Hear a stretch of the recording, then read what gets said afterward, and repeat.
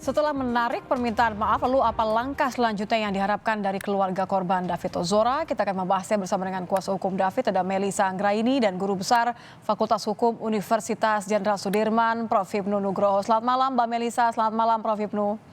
Selamat malam Mbak Selamat Nitya, malam, Mbak Mbak. Melisa. Saya ingin ke Mbak Selamat Melisa malam, Pak terlebih Ibnu. dahulu.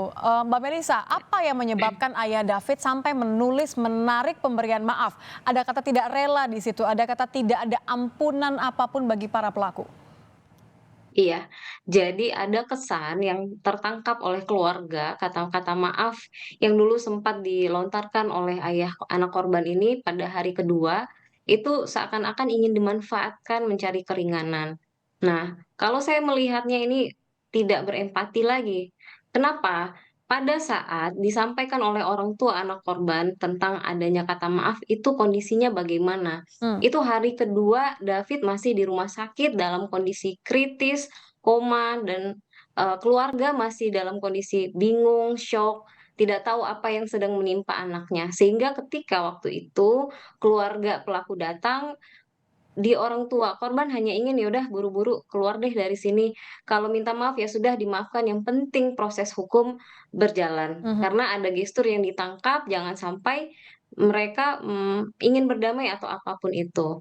Nah, pada saat itu saya tegaskan, kondisinya keluarga tidak tahu apa yang dialami David, video belum beredar, kemudian belum tahu apa yang akan, dialami bagi kesehatan David. Sampai hari ini kan kita tahu semua, kondisi David masih di ruang ICU, dia masih, eee, belum pulih kesadarannya secara penuh, baik secara kualitatif atau kuantitatif, dan dokter sampaikan dia mengalami cedera otak yang sangat parah, bahkan ini berpotensi permanen.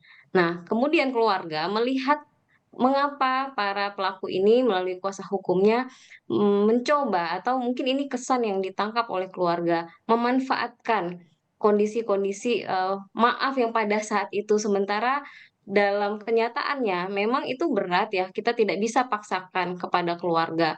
Kondisi David hari ini, apa yang telah dialami David, sehingga saya melihat mereka memaksakan sekali dan, menyampaikan berkali-kali bahwa keluarga sudah memaafkan, menyambut baik pada saat itu dan lain sebagainya, itu kan Mhm. membuat keluarga Ini juga, geram. mereka mereka ini maksudnya adalah, ucapan dari kuasa hukumnya Mario Dandi ya? Tapi yang ditujukan, Ya, eee, dicabutnya pemberian maaf ini berlaku untuk tiga-tiganya berarti ya? Mario Dandi, Shane berlaku Lucas, untuk juga AG? tiga-tiganya.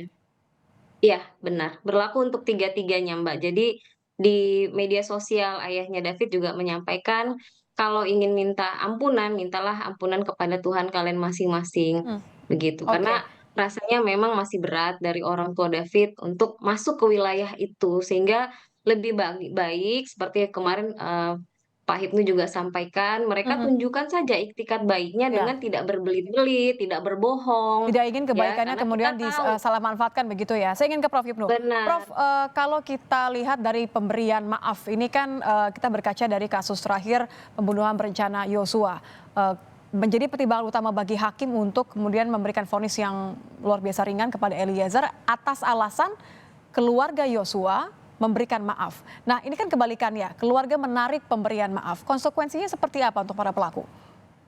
Ya, ini Mbak, konsep maaf itu dalam RJ itu sebenarnya ada tingkatan.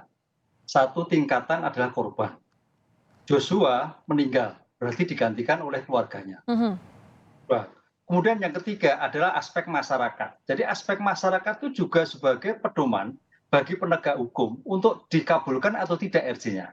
Jadi bukan karena kepentingan korban, kepentingan keluarga korban, tapi juga kepentingan masyarakat. Ada gejolak atau tidak, gitu Mbak Nitya. Nah, sekarang pertanyaannya terhadap David, terhadap Mario, pertanyaan Mario ini kan konsep maaf itu maaf seperti apa? Belum maaf seperti hati, kan itu. Apalagi terhadap korban itu masih sakit. Idealnya itu korban dulu.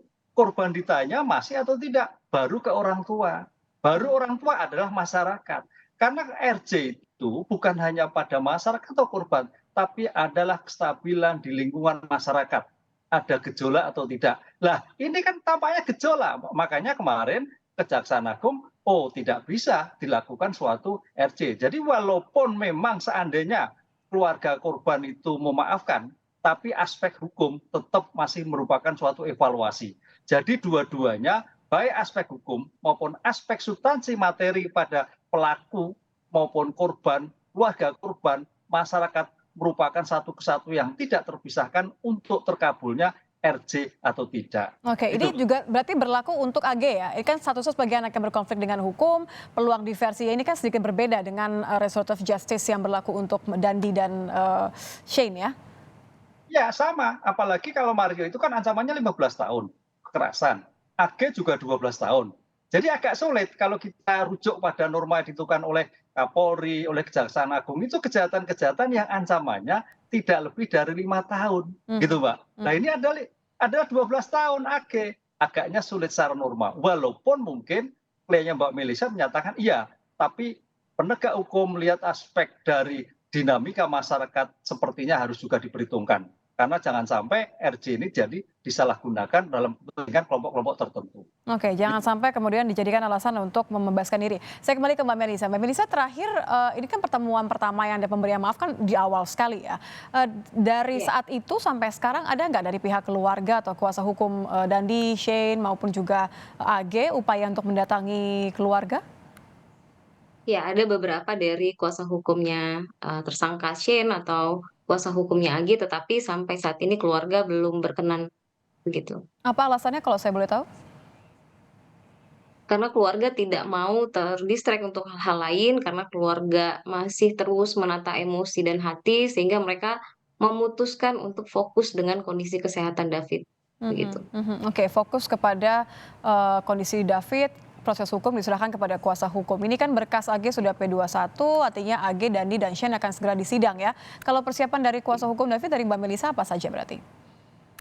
Iya, kita sudah, membuatkan resum juga terkait apa-apa saja peranan para pelaku ini. Kita akan terus memastikan setiap proses di persidangan nanti terkait dari saksi, fakta, ahli, dan lain sebagainya. Sehingga di setiap proses kita pasti nanti akan berkomunikasi baik dari pihak LPSK maupun dari pihak kejaksaan, begitu. Dan Mhm. memastikan mendorong semua pihak ini untuk, bukan saja mengejar terkait dengan ancaman pidana, tetapi kepada pemulihan kondisi, David, gitu, Mbak. Oke, saya kembali ke Prof. Hipnu.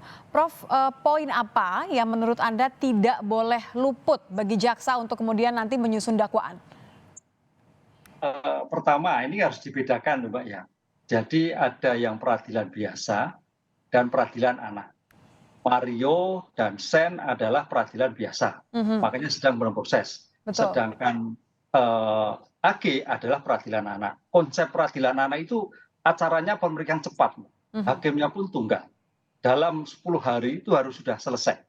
Nah, oleh karena itu dalam hal seperti ini harus mempertimbangkan keadaan si anak. Itulah keunggulan peradilan anak. Karena ini tidak bisa diversi, dialihkan peradilan anak, mencoba bagaimana anak itu terbebas dari suatu pemidanaan kemerdekaan. Oleh karena itu, walaupun terbebas dari pidana kemerdekaan, tapi kan ada peringatan, pidana kerja dan sebagainya. Inilah yang menjadikan dasar harus melihat pada kondisi anak bahwa AG ini walaupun dia bersalah, kedepannya masih bisa bertanggung jawab, bisa memberikan kontribusi pada pembangunan bangsa dan negara. Sehingga jangan sampai anak yang dikualifikasi di dalam Undang-Undang Peradilan Anak sebagai lex specialis itu menjadikan trauma tersendiri. Salah iya, tapi mhm. kedepannya harus bicara lebih baik. Begitu, Mbak. Oke, dan ini kembali menegaskan bahwa penarikan maaf dari keluarga ini kemudian juga tetap akan dijadikan pertimbangan ya artinya ya? Baik untuk Ya, AG maupun juga untuk Dandi dan Lukas ya, Shane Lukas ya? ya, maaf kan sebagai faktor yang meringankan, Pak. Nanti pertimbangan-pertimbangan itu yang dilakukan bahwa hakim akan melihat, oh keluarga meminta maaf. Walaupun memang dari keluarga korban belum tentu. Tapi paling tidak rasa penyesalan dari para pelaku harus ada. Oke, tapi ini Kemudian kan beda ya juga Prof ya, maaf maaf saya potong. Artinya kalau misalnya kita, berpikirnya jauh ke, vonis, putusan nanti, akan seperti apa ketika keluarga menarik, maaf mereka begitu, terutama untuk Dandi dan juga untuk, Shane. Apakah kemudian akan membuat, jaksa meminta untuk diberatkan gitu, vonis hukumannya? ya kalau kembali Mario Dendi dan Sen itu adalah tindak pidana biasa, Mbak, peradilan biasa. Mhm. Sehingga ini harus memberikan suatu aspek deteren. Oleh karena itu ya pidananya maksimal. Maksimal seperti yang diancamkan dalam pasal 355, 15 tahun. Gitu, Mbak. Ini harus diperhatikan. Sehingga jangan sampai ke depan anak-anak yang baru lepas anak itu melakukan kejahatan yang semau gue. Hmm. Aspek pidana sebagai aspek deteren untuk para calon-calon tersangka yang melakukan penghinaan-penghinaan berat seperti ini. Jadi jangan sampai ringan, kecuali AG lah. AG memang separuh dari ancamannya karena masih anak.